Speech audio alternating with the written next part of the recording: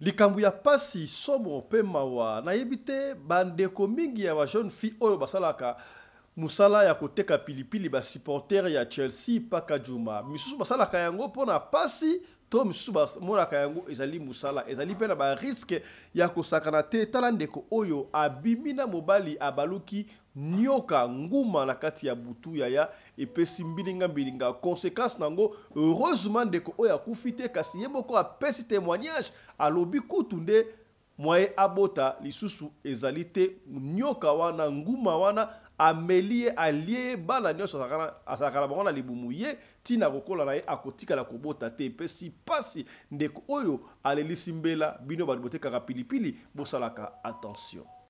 J'ai accouché avec un serpent un soir, sans le connaître. Ce commentaire m'a vraiment fait mal. Ça m'a rappelé le pourquoi je ne peux pas avoir d'enfant. Aujourd'hui, je me suis décidée, je vais vous raconter ce qui s'était passé. J'avais couché avec un serpent.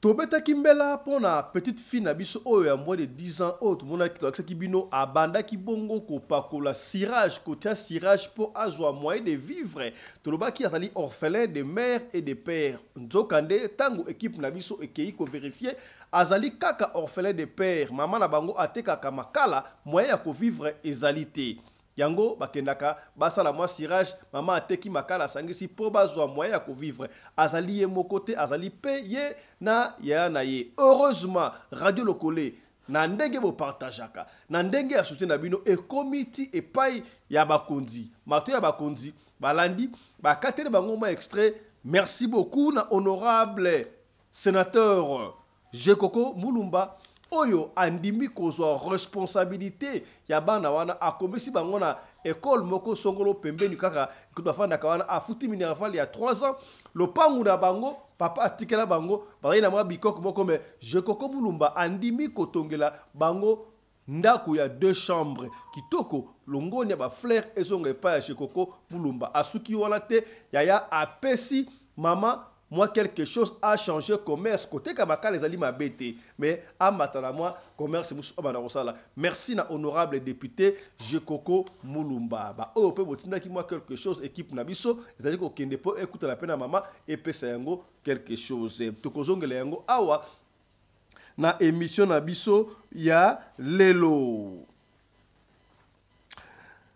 yaya na ebite to benga yango miracle est-ce que sali kaka makambu ya losambo to ndengeni to monaki to lakisa kibino comment est-ce que ba lion ba kimaki na niveau ya Lubumbashi ou en Tanchi kasi image o batindeli biso tala image o yaya lion azali kotambola tala lion ndenga azali kokonda boyebike donc lion na lion lo lion azali lion mwasi lion de ya mobali ya mibali mobali limbisaka mais pona lion donc lion ya mwasi alimbisa la ka facilité tala to lakisa kibino commerce que ba lia ki pasteur wala Nigeria ya lion to yebite lion ko sala ina fili et ça ba o ba kimaki to image zali wapi lion amoni mutu alali bile alali lion pena ilokola mbo anuku tibo yaya amoni ete est-ce que nzambe akomisa ki ebali akouvra ki etondre nini to loba nini et ça kaka lo sambo ndenge futaka.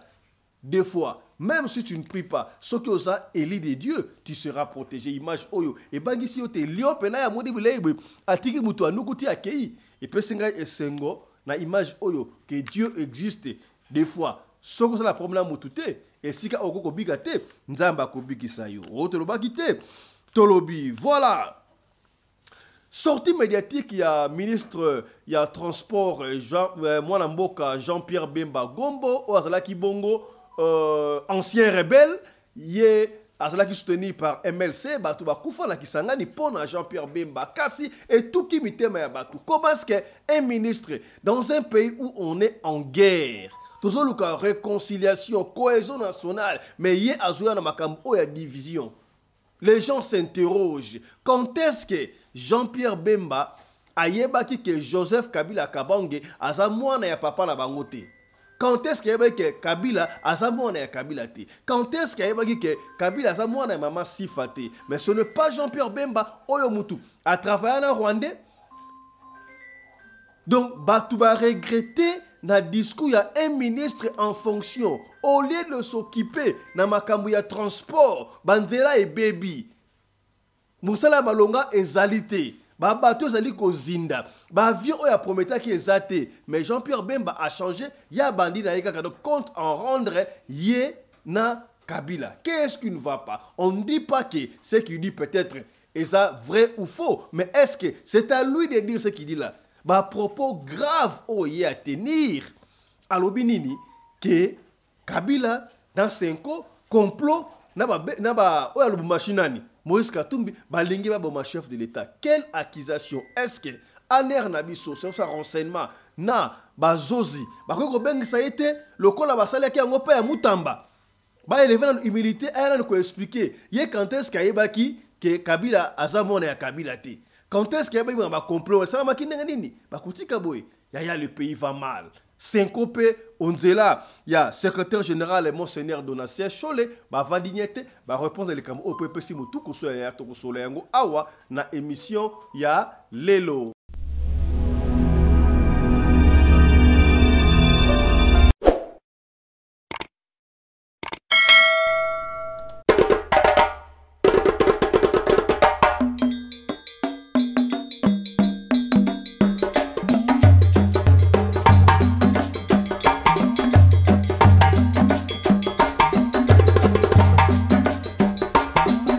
Mobali mbinga na mwina ngolo aboya hydroquinone soki ezotambola basheri bazokwea mayanga na retrouve douce tendresse affection epa na yo nasalelo nini mpo ndimake na kupendaka sana shitakwacha pelende wenjoro yangu dans mon cœur tu occuperas toujours la première place. Mbote na bino bandeko balandi ya radio Lokoye télévision bisika nyonso tu bozwami.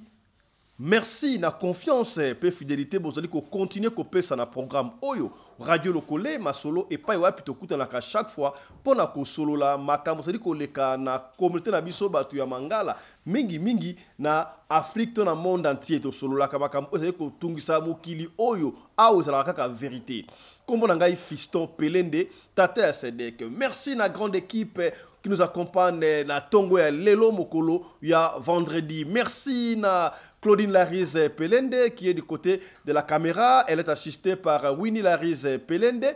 Merci na Miguel Larise Pelende qui est à la lumière 1 et à la lumière 2. De l'autre côté, à Régie 1, na Monibongo, ezali Joseph Larise Pelende. Na Régie 2, na Monikuna, ezali Chris Larise Pelende. Nous sommes sous la coordination, il y a Mama Rina Larise Pelende, la femme à la taille d'une tige de spaghetti, ni courbir sans virage, Kendaka, Ndengwana. Yaya soki mbali boso yota la biso to senga kanayo aussi oyebi yango. Ya to s'abonner ko, to s'abonner, tout na papa pembeni. Est-ce qu'on s'abonne déjà? Tout na maman pembeni. Est-ce qu'on s'abonne? Et puis to partage. Pour ma solo, autre beta awa. Ezali ko sunga batu ebele. Tolbaka chaque fois to beti li solo et sungi yote tangu yoko partager peut-être et koki ko sunga ndeko moko songolo et sika moko pakala. Te koloba kaka tangu tongo midi pokwa kaka na YouTube wala obeti li susu Afrique Masolo télévision. Afrique Masolo TV okomona kobimana o s'abonner bongo na deuxième chaîne na biso na lombango pe okei na TikTok o follow biso kuna obeti Fiston Pelende toko babongo na TikTok pona olandaka biso. Voilà ekendaka ndengo wana to partager ya to partager webi awezalaka pembe na pembe. Lelo na émission lelo toko sola makambo oyo mwana mwasi oyo abimi na ba sugar daddy nzoka sugar daddy oyo azalaki bongo nyoka makambu jeune fille oyo amoni ngana likolo bayango te pesinga mutu ko so yomoko okoyoka ndenge aliko kopesa témoignage awa kasi kaka na émission oyo tokosola mambi batali mboka na biso République démocratique du Congo mingi sortie médiatique oyo ya ministre ya transport mwana mboka Jean-Pierre Bemba Gombo et puis tokota la makamsus oyo modi bongo na sommaire. Avant de commencer cette émission, mesdames et messieurs, laissez-nous souhaiter un très joyeux anniversaire à Dorcas Mayele Kayengo. Dorcas Mayele Kayongo, joyeux anniversaire à toi, Obakisi Mboula Moko, Likole Mboula Moussoussou. Alors, au nom de toute l'équipe de la radio Lokoye Télévision, Dorcas Mayele Kayengo, nous te souhaitons un très joyeux anniversaire à toi. Joyeux anniversaire de la part de Maman Sandrine Kibala. Allez, Suivez ceci, Dorcas. Happy birthday to you. Happy birthday to you. Happy birthday to my favorite motherfucker on the planet. Yeah. Happy birthday to you. Love you, Snoop. Happy birthday. Voilà. Encore une fois de plus, au nom de toute l'équipe de la radio Loco Télévision, nous te souhaitons un très joyeux anniversaire à toi, Dorcas Mayele Kayengo. Mets-la-moi champagne, un peu de vin pour la santé. Voilà. Il y a une image moko avant la banda. J'ai passé en revue dans les réseaux sociaux dans mon image moko et pesingai et sengo. Je accepte. Comment est-ce que une fille, une jeune femme, très jolie femme, mais elle accepte, hein? Elle accepte Ndenge, il faut azala. Voilà comme ça qu'il faut être dans la vie.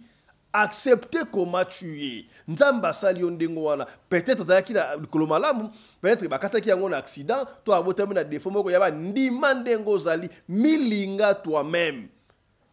Eza na batu mususu omona ndenge na défaut o azali ndenge ba condition physique na ezali okomona ye azoyoka soni peut-être azoyoka soni po naza mwindu nazoyoka soni po na likona nge katana nazoyoka soni po na loko bo songolo paka mais moi na moi ki soni te voilà comment est-ce que elle est très gentille, elle est fière d'elle azui pendenge azobongsa likona très bien a tie yango pe na réseaux sociaux et pesinga esengo force à toi. Ndeko moi c'est Sikozali. Voilà comme ça qu'il faut être. Koyoka sonité na position c'est ça la vie. Tu as l'argent, tu as l'argent. T'as pas l'argent, t'as pas l'argent. Maman na la coca, la veille, grâce à den linga maman na présenter batu na michu ya batu. Papa na la beau, asa la mabe, asa la nengi yomoko sa la défaut na nzoto. Milinga koyoka la sonité. Nzamba kela ki ondengo wana. Est-ce que komi c'est que bien. Voilà. Ya to komete la oseka bo lisolo oyo na koloba kaka bukie na simanatike liyo Olanda ndenge jeune fille oyo yemoko azali ko expliquer pesinga ipasi ya kosakana te esalami quelque part ya nazu yango comme exemple pour na côté ya binoto yebi yango. Moi je ne comprends pas ce que le kei na ba paka juma kuna d'ailleurs paka juma si ekufa déjà mais d'ailleurs ba kite nzoka ba politicien musuba ki na rappel na paka juma ba yeba pripe ya paka juma oyo terrible tu sais que na paka juma ekoma nango commerce ba tumsu ba fanda kakuna ba tekaka ma pilipili ba tungulu mais ba zwaka commerce na nzoto oya bango commerce de base yango wana ba kenda kakuna ebite paka juma ba comme na ville to on ne sait pas mais il y a certaines personnes certaines filles okomona azotelema na boulevard azoko sala musala wana azala qui peut être chege peut être daki orpheline papa akufa atike bangona maman peut-être maman abali mobali mususu balingi ete babengani ye abimi akomi shege na nzela abandi koluka muke ala asabtanga komo ba 15 ans 16 ans abandi bongo ki Chelsea et consort ti akomi batu tomona ba Chelsea ba koma pe batu muso retourna eboye yo osala kabusala opone abandi ko expliquer non voilà papa kufa makufa difficulté flatanga kelasi boye ne sotuana yango sala kabusala o e belepe c'est vrai. Basala kayango pour la difficulté mais ce qui a coûté na moto oya ndimi kozwa en charge batikaka ebele pas ko ça rapé non papa kufa ba kufa on sala kamo mais so pese mo akosho atiki lobi nango ayeli sous po esprit wana esi ekote na katango ya ba misusu ekoma lokola musala na bamboka ebele ba commissaire ngo kola musala ba zola ngo mi pape hier ça la kana supporter à Chelsea hier te kana pilipili normal so ça la illégal ba kangiyo il faut zo mukanda mais dokoloba et ça la rappelle ba risque lokola métier nyon surtout ça la kana risque yango pe ça la kana risque yango métier o lokola likama oyo jeune fille oyo akutani na yango jeune fille o coopération et utagi pa ya muninga na ye na ebite makama utaka baninga muninga na shida abengi yebse no yakana nu awa père moko azali awa sugar daddy azokoluka ba jeune fille très bien il y a moins de 25 ans bazala ebutu bimba bimana c'est vrai ça copte Tango ayepe à côté de papa wana une papa ya ba 60 ans, ba 60 ans quelque chose comme ça, ça ba 25 comme ça. Au banga pété. Ba solo liona ba yokanda papa wana ça va papa ça va ba kende. Tango ya na ko tela oyo moko akandeka soloba. Tango ba keina papa wana elle était impressionnée la première des choses bango so ba oteka pilipili ba s'embrasser raté. Ba bien considérant on s'embrasser tout so oteka pilipili. Papa ala comme que c'est non ngai fona embrasser bino ko embrasser ngate ko so ngala to yebani te to ende business to keimba na moko to silisi ngala sisima mabte papa atuni kana tunaki boso musala o sala ka ngo po anini. C'est ainsi que la jeune fille avant de expliquer non ngala za orpheline papa kufa donc maman kufa il faut na supporter l'étude nanga na otanga donc mbongo na zwaka awa na futa kelasi moi ko futa ndako moi ko lia ou quelque chose comme ça. Papa wana sa lokola a compatir na jeune fille wana. Et c'est non, ngana lingio lokola aventure te. Ndengo yebisi ngai awa. En tout cas na ko zoyo ata deuxième bureau na ngai na zelo ndako bakamle surtout. D'ailleurs mbongo na combien? A pesi montant mbongo. Na pesi par exemple non mbongo na peut-être $100 par exemple 100 euros. Ça va ngana ko pesa yo 3 fois 300 euros. Ah, jeune fille ko pesa nga 300 euros pour na nini. Et ça va plutôt 5 gata.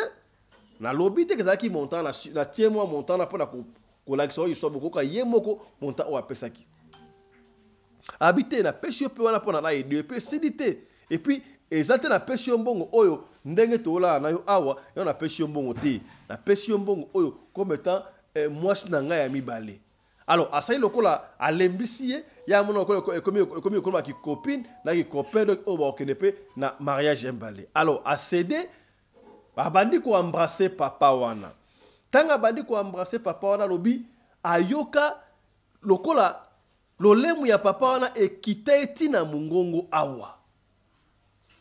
Comment ça s'est passé? Oui, parce que nyoka bisaka lolemu na yewana ayoki ekita oh ça c'est quel genre d'embrassement comme ça? Donc bah c'est talibwe. D'abord avant ça ayebisi nga il faut ko boma mwinda.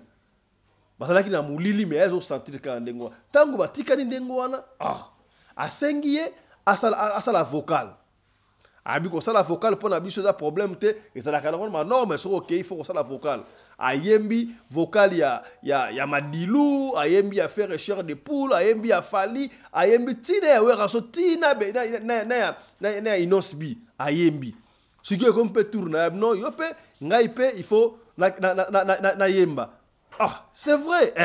Habité, on a droit de battre parce que on a battre battre ngande fona habité, ngapela ko salango. Rappelle-toi que yo okozala mwasi nangai. Abino a cédé ka ndengo na pra yo. Alors tangu a cédé ayoki lokola lolemu ekotie tina kati ya nzoto. Lokola ya nyoka ekotie tina kati ya nzoto comprendre ngo tete abi. Na oki bana bien te. Je sentais comme si quelque chose n'allait pas bien. Non, ça va. Tout passer dans l'acte, malamment, imbécile. Tango va passer dans l'acte, et si liwana, donc, abandonner qu'on sentir qu'il moutouté. Azo mona, donc, bah, gémissement ya papa, c'est un moni, nyoka nenga sala ba sifflement na yi. Ba kamuté, puis tango ya za likolo, azo mona ba mouvement le kola ya nyoka ya bienté. Est-ce que papa wana, abaluka ki nyoka ya solo, tondre nini, tala kunteki, tala kumamba. Ba fille ebele ba kenda ndengwa waye mwaso ba fille ba kenda ndengwa ba zonga te ba kuta bango peut être ba ebembe na kati ya hôtel mais ye nzamba sala ki est grâce nzamba sali est grâce azongi ba fille ebele ba zonga te ba ba tika pilipili ba yoko ba ye makambu ya boye okuta na le baba ya boye ya yo ko zonga te otikali ka kuna otikali kuna to kufina yo ye alimwe mais jeune fille alobino ye abima ki azonga banda wana amona kalisusu ba période de bango ya basité amona ka période de bango ya basi susute akenda évidemment boko yoka yango akenda hôpital ba yebisi mais yo non ozana ozasu na matrice matrice za la kate yo tu ne pourras jamais concevoir okobotaka jamais. À partir wana atika kozala supporter à Chelsea atika côté ka pilipili yaya yo mona ki viona malamu obanda côté ka pilipili poane shikotangu bazuyo bana ne surtout nguma wana Tango akotaki lo le mukuna ameli matrice ameli na bana na surtout adundi bango. Do bana na enyo surtout apesi chance. Et pas ya papa wana. Bo salaka attention ba jeune fille. Papa moko ko ya wakosi yo na kosala bo apesi yo même mbongo. Tango ya opesa yo mbongo. Oya zo pa na yo. Laisse ka chaque fois na vie oyo pesi mankambu ozui makambu. Est-ce kokomi? Okomi hein? C'est que bien. Na likolo ba mingi te yo moko yo kalenge jeune fille oyo azoko explique makambu. Tolanda. J'ai accouché avec un serpent un soir, sans le connaître. Ce commentaire m'a vraiment fait mal. Ça m'a rappelé le pourquoi je ne peux pas avoir d'enfant. Aujourd'hui, je me suis décidée, je vais vous raconter ce qui s'était passé. J'avais couché avec un serpent. Un jour, une amie me fait signe, parce que j'étais dans le réseau des Sugar Daddy. Une amie me fait signe, elle me dit, Samantha, s'il te plaît, habille-toi sexy, tu aimes me retrouver à Bellavi, Makepe. Il y a un gros client pour toi, il va bien te payer. Et en ce moment-là, j'avais un problème de pension, je devais payer ma pension. J'étais toute fière parce que je savais que j'ai gagné le gros lot. Je me suis habillée toute sexy, j'ai pris la moto, arrivé à Makepe, j'ai vu le monsieur. Nous étions avec ma copine et les amis du monsieur. Il était question qu'on passe la nuit ensemble, chacun avec son capot. Aux environs de 3 heures, nous sommes allés à l'hôtel. Bon, je ne vais pas citer le nom de l'hôtel ici là. Parce que ce n'était pas la faute des gens de l'hôtel. Nous sommes arrivés à l'hôtel. Je suis allée à la douche, je me suis nettoyée. Ensuite, il est aussi allé à la douche pour se nettoyer. J'étais couchée, je l'attendais. Moi, je savais que ça allait se passer comme d'habitude. On passe la nuit, on fait ce qu'on a fait le lendemain. Il me donne mon argent. Il me donne la somme pour laquelle nous nous sommes arrangés. Parce que même la somme que j'avais dit, il m'avait dit qu'il va me donner plus. Pourquoi il m'a dit qu'il va me donner plus? Attendez, je vais partir pas à pas. Parce que quand on a fini de se laver, quand nous étions couchés, il m'a demandé le pourquoi je fais ce métier. Il m'a demandé le pourquoi je fais ce métier. J'ai essayé un peu de raconter. Je lui ai dit, je suis seule. Je dois payer la maison, je dois payer mon école, je dois manger, je dois survivre. Donc, je n'ai pas le choix. Il me parlait avec émotion. Il me disait que ton histoire me touche. Une petite fille comme toi, pourquoi tu fais ça? Moi aussi, j'ai cru que peut-être il était touché. Jusqu'à il me dit, je vais te donner plus. Parce qu'on s'était attendu sur 100 000 pour passer la nuit. C'est ma copine qui avait négocié 100 000. Il m'a dit qu'il va me donner 300 000. J'étais dépassée. Je lui ai dit que, mais pourquoi jusqu'à 300 000? Il m'a dit non, c'est pour m'aider. D'abord pour mon école et mon loyer.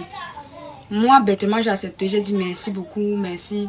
Tu m'aides vraiment. Il m'a dit, il n'y a pas de problème. Il va bien me garder. Je ne savais pas ce qui allait se passer. Je ne savais pas ce qui allait se passer. Il a éteint la lumière. Il m'a demandé de l'embrasser. Normalement, nous, quand on vous branche avec les Sugar Daddy pour aller gérer les nuits, on vous demande de ne pas les embrasser. Bon, j'ai refusé. Je lui ai dit non, c'est pas bien qu'on s'embrasse puisqu'on ne se connaît pas. Il me dit, je ne te veux pas juste pour une nuit. J'ai suivi ton histoire, tu me fais de la peine, je vais vraiment t'aider. Je vais te prendre au sérieux. Je ne te donne pas ces croissants ici parce qu'on va coucher ensemble, mais parce que je veux te prouver que je veux t'aider, que tu n'es pas seule dans cette vie.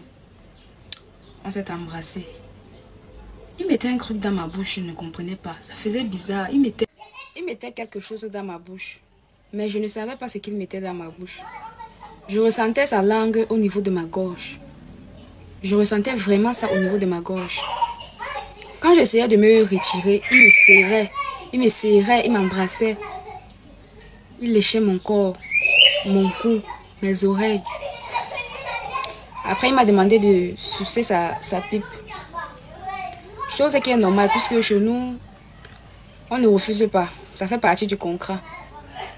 Je me suis baissée pour sucer sa bite. J'ai pris ma bouche.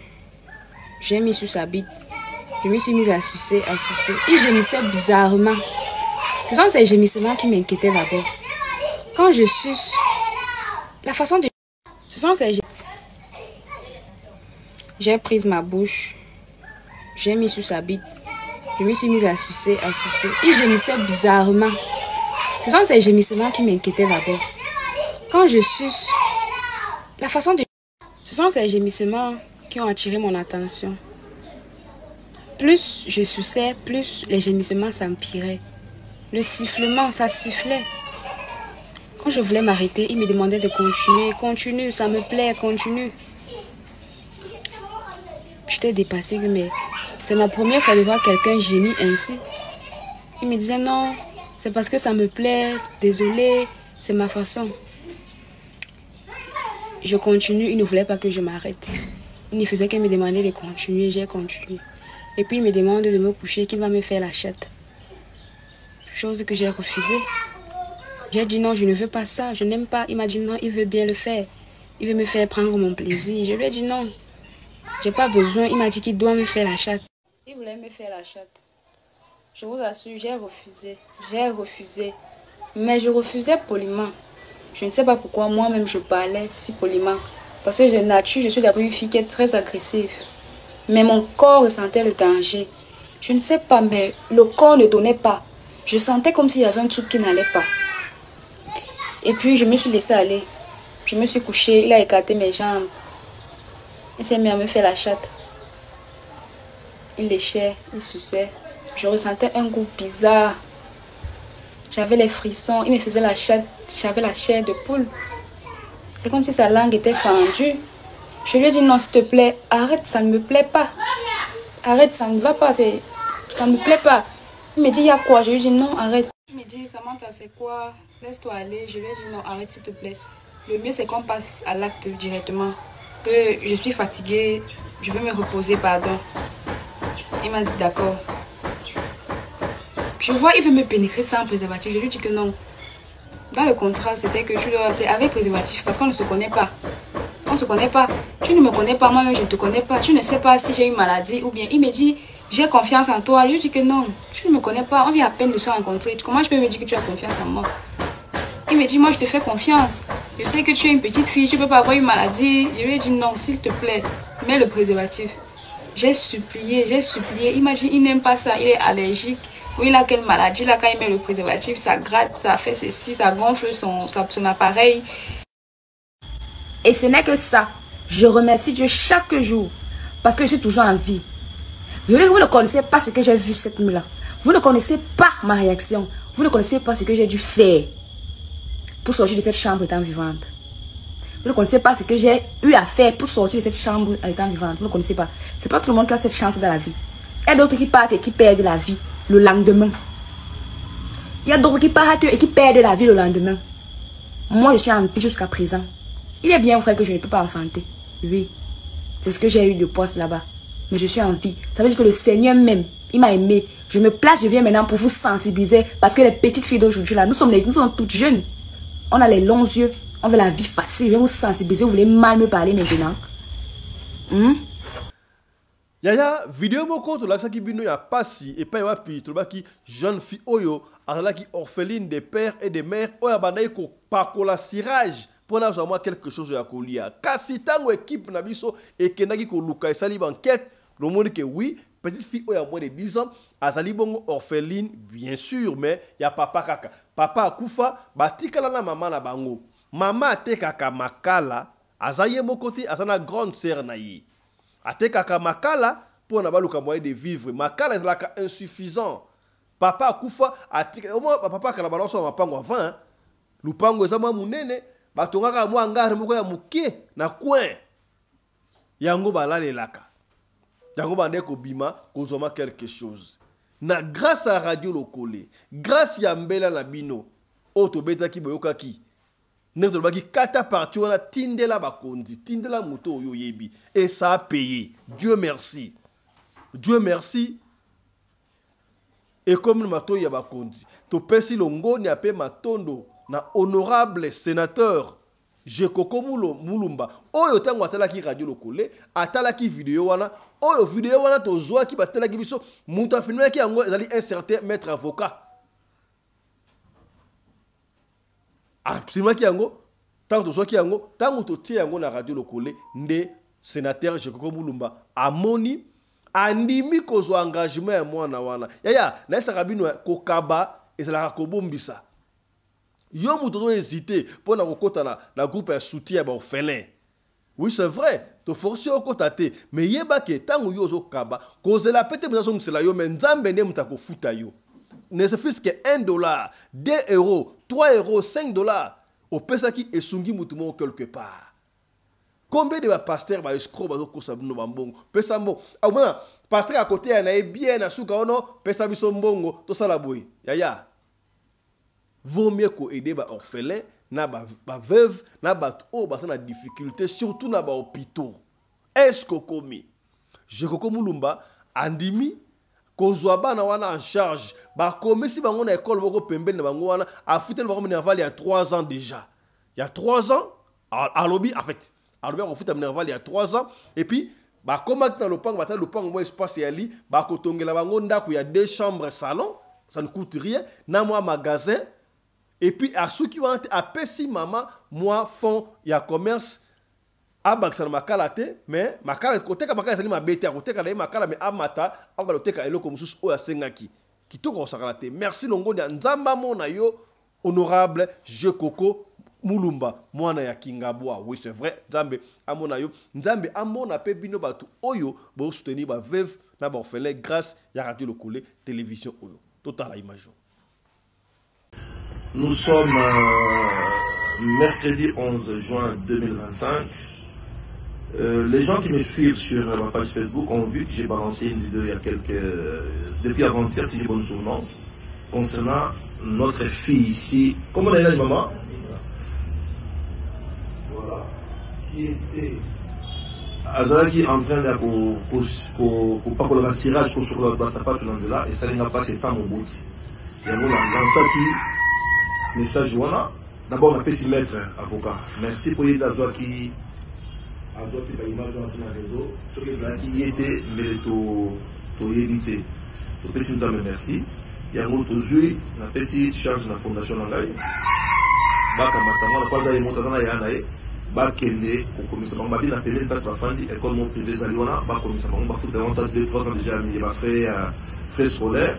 Tout pesa maman dia ça commerce au teka makala mais makala les amuke tout pesa fond sous aba na commerce tout aussi à lobby et puis place ba fona bazana ka moi terrain na mango tout le monde donc moi terrain une deux chambres ba fanda na moi dépôt pour ça ka marchandise mais ni au résultat na zo metaka c'était surtout na ministère des affaires sociales qui c'est difficile ba ka boiser payer mais bon quand même kozongi c'est la mboka na biso d'abord c'est le Congo vous kozongi c'est la Congo à sincère ceux qui chef de l'État à Onibino à sincère kozongi c'est la Congo kozongi c'est la moto automatique directement chef de l'État parce que à tout ça nos confiance même juste aux nos confiance bakabo je sais que c'est beaucoup mais boba qui sa vigilance boba qui sa amour et madame qui besoin d'amour mais amour et matamigi pour bakabo et tout mais moyen il y a ko éradiquer au maximum merci beaucoup nzambe abattre la biso abattre la Congo.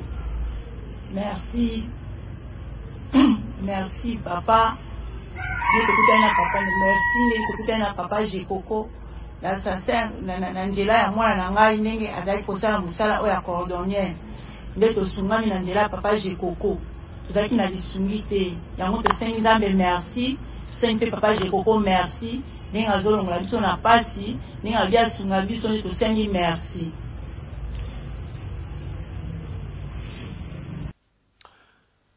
Yaya image oyo esepeli singai elaki singai na yebitena bango grandeur ya Nzambe to ezali kaka esprit ndenge ezala kawana.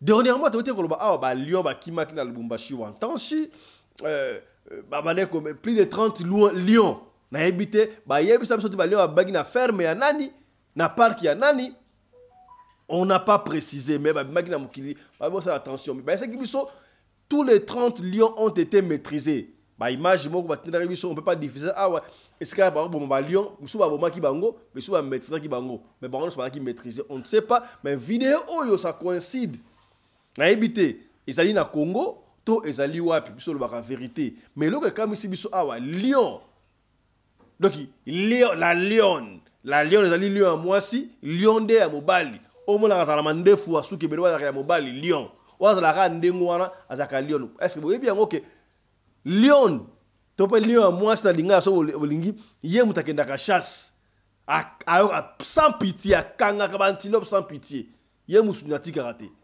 mais lion pena ye mutu alala ki shege et peut-être shege wana azala ki asa orphelin orphelin to pe orpheline de mère aza sans abri est-ce que enfant da azola na balabala liboso ya magasin lion soko abimena ki wapi soko akima ki abne bomona wana lion azoleka ayaya quel miracle lion pena ya nukutie solo boye amoni musuni akei na ebite nzambe akomisa ki libanga akomisa ki poto akomisa ki nzete na mitu to ndenge nini yaya lion pena ta lion pena ya niveau aliwa lion nzala boye amoni pena musuni yango atiki yango na lokuta bi te onzete akei quel miracle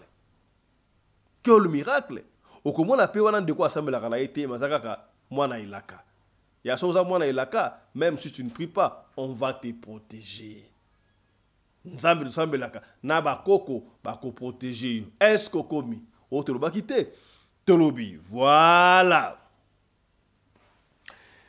ya sika tokota bongo na sombele suka bisanga sortie médiatique ya mwana mboka Jean-Pierre Bemba Gombo batu ebele ba sepeli lango ata mukete balobi mais quel genre de légèreté oyo ministre d'un pays avant qu'il soit ministre Jean-Pierre Bemba azalaki rebelle n'est-ce pas Asimba qui rebelle contre Kabila le père Mouzé et Simba qui était Mouzé a été assassiné Joseph Kabila son fils Aye Andima qui osaki 1+4 dans le 1+4 Jean-Pierre Bemba azalaki vice-président. Jean-Pierre Bemba, rébellion na salaki, il a été soutenu par les Ougandais. Batu ebele utu baloba yango que non MLC ezalaka ya ba Ougandais consort, on va pas rentrer dans la polémique wana, mais il était soutenu par les Ougandais.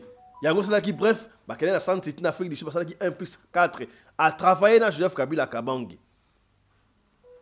Tango a travaillé pendant autant d'années, élection tango salami yé na Joseph Kabila bakelaki na deuxième tour. Oh, vous vous rappelez encore l'histoire. Oh, Jean-Pierre Bemba a quelqu'un qui a soutien pas ya papa Etienne Tshisekedi. Oh baki na okota makambo ta boyaki.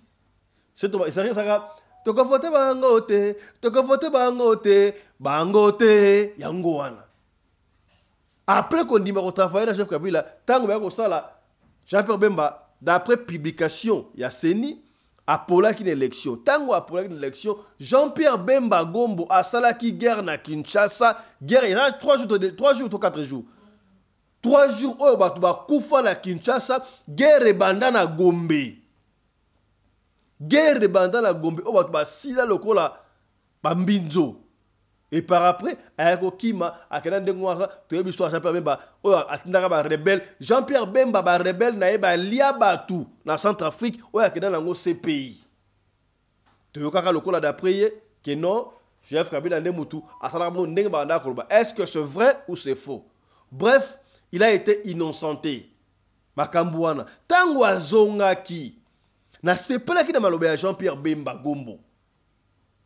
Que non est-ce que tu es prêt à confondre sur la même table là-bas politicien Joseph Kabila a dit oui Joseph Kabila est congolais na fa là-bas congolais surtout pour l'avenir na mboka na biso à côté qui tu es réintégré tout le monde a qui passe pour Jean-Pierre Bemba batu nyonso surtout ba supporter qui Jean-Pierre Bemba Gombo tanga ki na CPI abimi tuzaki na sengo ba ko sa de ba kena ki ba keyi kuna na Genève baponi Martin Fayoulou et par après nous surtout les samakiona basalikan Vital Kamerhe alongwe yena na Félix Antoine Tshisekedi et puis ekoma kiona tanga consultation ba ko sanga na Félix Antoine Tshisekedi Chilombo to yebi yango Jean-Pierre Bemba ba ko nommé ministre ya défense hein? Ministre de défense je crois.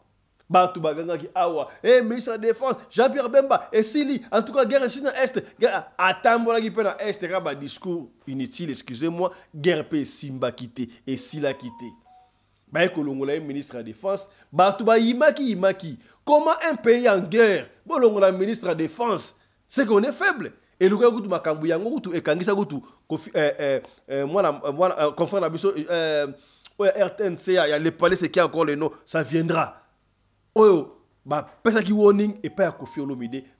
Quand il disait alors qui Rwanda des beta biso et pas ça qui mutu ko soit par après je l'aime batake je l'aime bakati je l'aime na kati je ane ko yembalate mais na nkuku no Jean-Pierre Bemba asominda ko moko ta je l'aime kuna yango kati je l'aime kuna pona ba track na ye ya musala et traverser et que de bois kazelo kuna yaya est-ce que anyone ezalaki pa Jean-Pierre Bemba ndenge basalaki na Joseph Kabila Kabange ndeba kangi na CPI on ne sait pas tolali tolamuki ndenge to bandeko kanzelaki eni ya solo ezaki lokuta et bimisika en poisson il y a dans un pays de loi là ça rabino Congo ezali mboka na biso soki to lobeli yango te muta ko lobeli yango ezate on ne sait pas qui est en train de faire quoi qui doit faire quoi ya batu ba ça susu bamsana na bango te.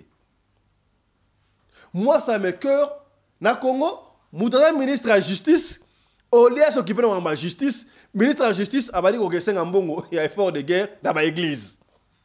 Au ministre Kingandi Kuna, ministre des Transports, Jean-Pierre Bemba Gombo, d'abord sorti médiatique né à Liboso, étant ministre des Transports, il vient pour vanter que justifier l'embouteillage à Kinshasa, un ministre qui prend son temps, aura son temps, il y a côté la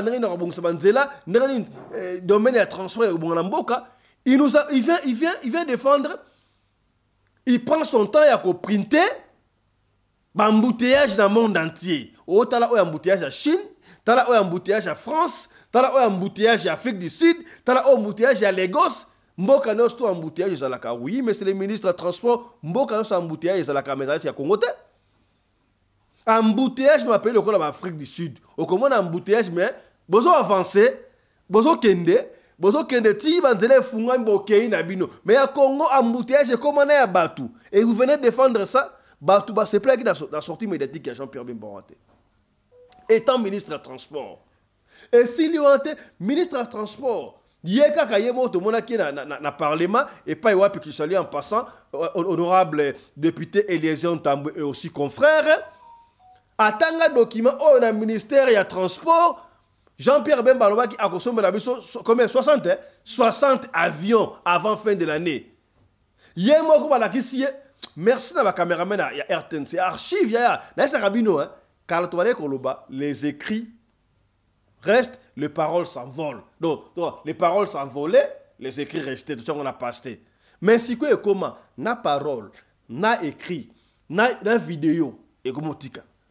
Il faut mon ndenge Jean-Pierre Bemba Sutuka tant on décollait que 60 avions et pas à décrire sont 20 cargos 20 nikuna jamais même à Sutuki. Oh moi je n'ai jamais dit ça mais monsieur le ministre donc vous partez au bureau comment est-ce que le protocole non la musala yo osa focaliser wanate et comme beaucoup de députés bakabé au ministère il y a transport on avait vite compris que ce n'était pas l'homme qu'il faut à la place qu'il faut. Et là, on vient de comprendre. Ministre des Transports, au lieu de Mboka Jean-Pierre Bemba à se focaliser, nous sommes dans un pays en guerre. Ministre des Transports, a dit qu'il a bandit comme ça la tour du pays, a qu'il a recruté les jeunes pour l'armée. Au moins, ministre de la Défense, a dit Mboko yo. Mais tenez bon. Le Congo restera un et indivisible. Même été ni moko ya mabele kokendete. Yaya, ndeko nangai, na esaka chaque fois, ne soutenez jamais le régime. Oui, au gauche soutenir le régime, bon ça na makambu ya bien tu soutiens. Mais quand ça la fanatique, quand ça va, ça va. Quand ça ne va pas, ça ne va pas. On doit plutôt soutenir la patrie. Et je dirais plutôt, na changer en gros. Donc, on peut supporter le régime. Hein? Le régime actuel, bon, ça va bien, on doit encourager le régime. Non, bon, ça va bien, ça va. Mais vous allez fanatique, si vous allez fanatique, vous allez détruire la patrie. Il faut plutôt soutenir la patrie qui est notre mère. Ministre Jean-Pierre Bemba Gombo, au lieu de s'occuper de transport, a abîmé ce visiblement. Oyo mutu ya balabala alobaka. Yaya, comment est-ce que le ministre est allé très bas comme ça? N'a pas discours, il y a homme de la rue. Et Pessinga champ de poule, tant Hollanda, la radio à Top Congo FM. Ministre Jean-Pierre Bemba Lobino, Joseph Kabila, comme on a dit, Hippolyte Kazembere Kanambe. Bah discours oyakala. Il y a homme de rue, bah homme de la rue. Bah discours oyakala. Ouais le couteau on a. Bah kolokota bah couteau là-bas yem a créé comme ya Kanambe. Ya zobenga indengo wana. Pour aller encore plus loin, Jeannette Kabila azali susu jumelle ya Kabila te a comme il est qui a mousé Laurent Désiré Kabila. Mais quelle honte. Bon, na yebité. Soki Makambouana, ministre Jean-Pierre Bemba, Azwa Kiango, Wapi. Pour aller encore plus loin, ministre Jean-Pierre Bemba, alobike, Kabila, Aza Congolais, Aza Rwandais. Bon, la évité, il y a une information à Wapi. Mais, quand est-ce que Joseph Kabila Kabange a commis Rwandais? Ou quand est-ce que Ayebike Joseph Kabila Kabange a commis Rwandais? Parce que Alobaki, il est prêt à parler avec tout le monde congolais. Bemba, est-ce que vous seriez prêt à vous asseoir autour d'une même table des négociations avec le président Kabila? Non, de toute manière, moi je dis il faut qu'on apprenne à vivre ensemble, tous les Congolais. Pas simplement avec le président Kabila, l'ensemble de l'opposition, les membres de la majorité présidentielle. On ne doit pas être des ennemis, on doit être des adversaires politiques. Je suis un adversaire politique au président Kabila. Donc là-dessus. Et nous sommes insérés, nous, le MLC, dans une opposition républicaine. Monsieur Bemba, est-ce que vous seriez prêt à vous asseoir autour d'une même table des négociations avec le président Kabila? Non, de toute manière, moi je dis il faut qu'on apprenne à vivre ensemble, tous les Congolais. Pas simplement avec le président Kabila, l'ensemble de l'opposition, les membres de la majorité présidentielle. On ne doit pas être des ennemis, on doit être des adversaires politiques. Je suis un adversaire politique au président Kabila. Donc là-dessus. Et nous sommes insérés, nous, le MLC, dans une opposition républicaine. Monsieur Bemba, est-ce que vous seriez prêt à vous asseoir autour d'une même table des négociations avec le président Kabila? Non, de toute manière, moi je dis il faut qu'on apprenne à vivre ensemble, tous les Congolais. Pas simplement avec le président Kabila, l'ensemble de l'opposition, les membres de la majorité présidentielle. On ne doit pas être des ennemis, on doit être des adversaires politiques. Je suis un adversaire politique au président Kabila. Donc là-dessus. Et nous sommes insérés, nous, le MLC, dans une opposition républicaine. Bon, tant que vice-président, il y a Joseph Kabila Kabangi. À ce moment-là, Kabila était rwandais. Comment est-ce qu'il avait accepté d'être vice-président rwandais? À moins que ça ait été comme rwandais. Kabila rwandais. Si vous avez été Kabila rwandais, il y a quand que Kabila a rwandais. Jeannette Kabila, Azali li passe à Joseph T, mais Azali l'est qui a mousé le roi de Kabila. Est-ce que les politiciens congolais sont la future? N'engembo que autant la future. Jean-Pierre Bemba il fallait prêcher un exemple parce qu'il y a eu dans ces pays qui solo ya bolo ko ndenge zalaka. Et pas plutôt linga unité, cohésion nationale et salima, il y a zo créer diffusion. Mokondi Félix Antoine Tshisekedi il faut à la maïle. Il faut à la maïle. Bah propos oh ye pesi mutu ko soit Jean-Pierre Bemba est allé encore plus loin. Pour la koloba non Senko basango. Basanga ina nani na Joseph Kabila na Moïse Katumbi balingi complot pona baboma mokonzi ya mboka.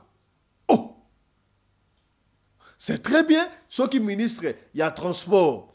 Au lieu de faire stratégie ndenge nini naufrage écossais dans la Kivu ndenge nini élargir ma route ndenge nini makambo avion au lieu de défendre makambo ya avion 60 avions en somba ndenge baboya kiango mais lui non il se contente ya quoi ça que Kabila chef aza Rwandais toyoka déjà si et seulement si makambo oyo ministre Jean-Pierre Bemba ministre en transport à lobby voilà piste. Procureur général de la Cour de cassation, il faut abengaye. Jean-Pierre Bemba, yaka ko expliquer makambo oyo. Au moins c'est tout parce que mboke comme na justice a des poids à des mesures, mais nous ne sommes pas quoi arriver. Sauf que ça peut député, il faut que le parlement les phénomènes immunité na yé, sauf que ça peut député a que ne ko expliquer. Joseph Kabila za Rwandais Je ne dis pas que ce qu'il dit c'est faux, hein, mais il faut prouver biso. Village d'Abango na Rwanda ezawapi. Village d'Abango na Rwanda ezali wapi na minute oto yeba. Ba village ya Kabila, ya Rwanda, ya Ngoyo. Famille ya mama na ye, ya Ngoyo. Famille ya papa na ye, ya Ngoyo. Tozelaka yango. Na kabwe ba discours moko oyo ya homme de la rue. Jean-Pierre Bemba atia ngona mutu na ye, est-ce qu'il sera capable après pouvoir oyo, après régime oyo, ce qui famille Kabila a fundié, a se défendre, a quoi na ba preuve wana, je ne sais pas moi que ça n'a pas preuve wana. A moi que ça n'a pas preuve wana. Donc complicité pour na ko boma mokonzi ya mboka, ce sont des accusations graves oyo procureur de la République a kotika ndegonate. Moi na mboka Jean-Pierre Bemba, il faut expliquer très bien, oui, à expliquer tout yeba pour plus parce que to koki ko lingate que mokonzi na biso ba assassiner jamais to lingelo ko wana. To so lunga kimia. 5 oyo abunda banda kala. Église catholique abunda na protestant, église catholique na église protestant ba sanga ba bunda pona lelo pouvoir ko mané komi wana. Bango ba comme la complicité pona ba boma mokonzi ya mboka. Oh, kasi alors là, il faudra maintenant que s'expliquer. Et suis batu ebele. Et suis batu ebele. Il y a une ligne de réaction. Papa Fisto Marambolo bana ngana landaki yango na Top Congo te, lokolo landaki yango te likambute. On a sélectionné pour vous toute une litanie, tout un chapelet, ba grand, ba petit moment, botala, ndenge, sénateur, Jean-Pierre Bemba, abandé koloba. Tant que ici, moi réaction à quelques 2-3 personnes et puis réaction à 5 par le truchement, il y a secrétaire général Nango, Monseigneur Donancien Cholé, Toyoka et puis on va finir. C'est très grave Makambo. Landa. Réaction de la conférence épiscopale nationale du Congo Senko aux inepties de M. Jean-Pierre Bemba, vice-premier ministre et ministre des Transports et Voies de Communication du gouvernement de la RDC. La Senko a suivi avec grande consternation, mais sans réelle surprise, les inepties de M. Jean-Pierre Bemba sur les ondes de la radio Top Congo en date du 9 juin 2025. Ici est de noter que, depuis la période électorale de 2023 jusqu'à ce jour, M. Jean-Pierre Bemba s'est attribué un rôle extrêmement dangereux, celui de proférer avec une légèreté déconcertante des allégations récurrentes, gratuites et infondées contre la Senko. Il multiplie des déclarations qui portent atteinte à la réputation de la Senko et risquent de compromettre le climat de confiance nécessaire à la cohésion nationale et au bien vivre ensemble dont le pays a tant besoin. En effet, au regard du contexte sociopolitique actuel, cette belliqueuse sortie médiatique donne à croire que M. Jean-Pierre Bemba peine à accepter l'option courageuse et salutaire prise par les institutions de la République et l'ensemble de la nation, celle de résoudre par des voies pacifiques la crise actuelle qui menace l'unité nationale et l'intégrité territoriale. Il y a lieu de se demander si, avec ces propos, M. Jean-Pierre Bemba veut ramener le pays à l'époque où il avait fait tuer les innocents à Kisangani et à Kinshasa. Fidèle à sa mission prophétique, l'Église catholique tient à son engagement à promouvoir et à défendre la paix dans notre pays. Il est donc inacceptable qu'un homme public, mis par des considérations personnelles et une animosité manifeste envers ses concitoyens, s'autorise à défier la raison, le bon sens et le respect dû aux institutions.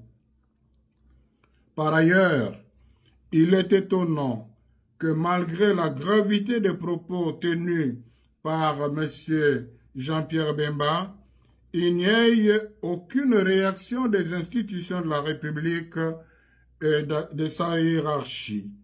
Normalement, le procureur général, près la Cour de cassation, ainsi que l'Assemblée nationale, devrait se saisir d'office de ce dossier pour faire toute la lumière sur les différentes allégations et en tirer les conséquences de droit.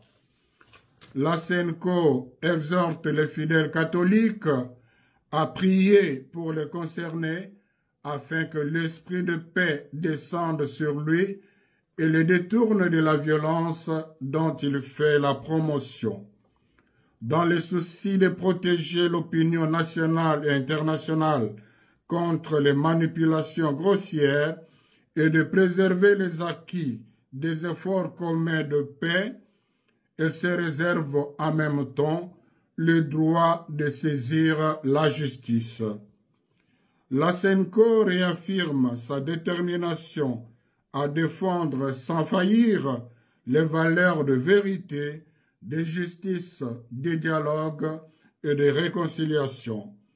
Elle invite le peuple congolais à ne pas céder à la manipulation, au discours de division ou de haine et à demeurer vigilants, unis et mobilisés pour la préservation de notre bien-vivre ensemble, socle de l'unité nationale. Que par l'intercession de la très sainte Vierge Marie, Notre-Dame du Congo, le Seigneur bénisse la RDC et ses dirigeants. Je vous remercie. À la signature, Monseigneur Fulgence Mouteba, président de la SENCO. Jean-Pierre Bemba, vice-président et République démocratique du Congo, plusieurs fois ministre. Papa, na âge na yo penzozo le kapé na top Congo pour kosa magamnyon so yo lobi wana. Tu es partout, sauf au ministère de Transport. Banzele zate na Congo wana. Tongela biso banzela. Ba avion loba yo kosomba 10 500. Ata moko to mona te. Comment tu peux passer na top Congo pour le baké 5 na Kabila bazo sa la complot pour Bomatu Lombo? Mais c'est grave. Au vanda na ba secret d'état wana 6 mois. Ba secret d'état ba lobarate yo vandi nango 6 mois. Na mboka o eza na mibeko, faut ba entendre yo papa. Faut pas entendre yo. À l'époque, Ozaki ministre et à défense. Déjà, ba M23 bazaki na côté à Est kuna. Otika ko récupérer ata 1 centime ya ma belete. Tu es partout. Nationalité na yo moko biso mo ba congolais to dutara nango. Qui te connaît pas Bemba? Poids. Voilà. Je crois Bolandi. Bandero Balandi, mesdames, messieurs, on s'arrête ici et pendant les lots. On peut avoir nos divergences. Mais la mère qui nous réunifie, la mère qui nous réunit ensemble. On peut être des différentes obédiences, nos divergences politiques, culturelles, sportives, mais tant que comme on a Mboka, le Congo de Lumumba, le Congo de Kasavubu, le Congo de Mobutu, le Congo de Tien Tshisekedi Wamulumba, le Congo de Joseph Kabila, le Congo de Félix Antoine Tshisekedi, le Congo de Malula, le Congo de Mosengo, le Congo de Tata Pelende, le Congo de tout le monde yaya. To sangana kapoto kende liboso. To tika ba discours ya bokabwani ya kokabula ba Congolais to lingili sanga. Yo kola Mobutu wana ekoloba. To zali Zaïr Tozali Zaïr lisanga moko, ekolo moko, libota moko, tatabo moko, mamabo moko, ekolobo moko, mokonzibo yo moko. À l'époque de monaki, mutaza mu Congo a qui dirige na Kivu, mutaza Kivusien a qui dirige na Bandundu. C'est le Congo qui gagne. Allez. Portez-vous, mesdames, messieurs. On se retrouve tout à l'heure là à 14h pour la deuxième session d'Abisso. Chap et tchara.